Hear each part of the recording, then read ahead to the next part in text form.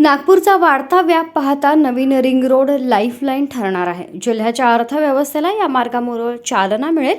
येत्या काळात या रिंग रोडमुळे जिल्ह्यातील अर्थव्यवस्था 1,00,000 कोटींची होईल असा विश्वास उपमुख्यमंत्री देवेंद्र फडणवीस यांनी व्यक्त केला. केंद्रीय रस्ते वाहतूक व महामार्ग मंत्री नितीन गडकरी यांच्या हस्ते आणि उपमुख्यमंत्री देवेंद्र फडणवीस यांच्या प्रमुख उपस्थितीत 856.74 कोटी रुपये खर्चून बांधलेल्या 33.50 किलोमीटरच्या आउटर रिंग रोडच्या पहिल्या टप्प्याचं लोकार्पण डिजिटल पद्धतीनं करण्यात आलं. RRR लॉन हिंगणा रोड इथं या लोकार्पण कार्यक्रमाचं आयोजन करण्यात आलं होतं. नॅशनल कॅन्सर इन्स्टिट्यूट जामठा पासून हा मार्ग सुरू होऊन फेटरी काटोल रोड पर्यंत असेल. केंद्र सरकारच्या रस्ते वाहतूक व महामार्ग मंत्रालय तसंच राष्ट्रीय महामार्ग प्राधिकरण यांच्या संयुक्त विद्यमानं हा प्रकल्प पूर्ण करण्यात आला आहे. नागपूर शहर ते महाराष्ट्रातील व्यापार आणि वाणिज्याचे प्रमुख केंद्र आहे.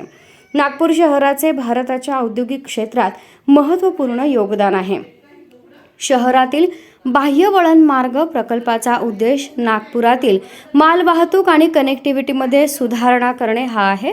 जनसामान्य जनता, शेतकरी आणि व्यावसायिकांना याचा फायदा होईल. शहरामधील जड वाहतुकीची गर्दी कमी होऊन अर्थव्यवस्थेला चालना मिळेल, गुंतवणूक वाढेल असं उपमुख्यमंत्री म्हणाले.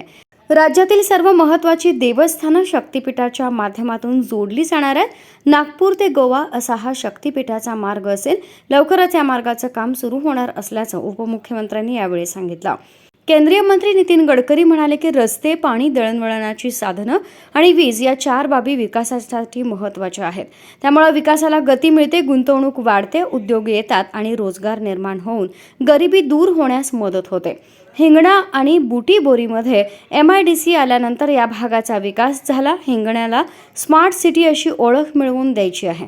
नवीन रिंग रोडमुळे विकासाला अधिक गती प्राप्त होणार आहे. एअरपोर्ट स्टेशनपासून रिंग रोडच्या सुरुवातीपर्यंत आणि पुढे बुटीबोरीपर्यंत रस्ता हा 6 पदरी होणार आहे. तसंच वाडीपासून कोंढाळीपर्यंत देखील 6 पदरी रस्त्याचं काम सुरू होणार असल्याची माहिती केंद्रीय मंत्री गडकरी यांनी दिली.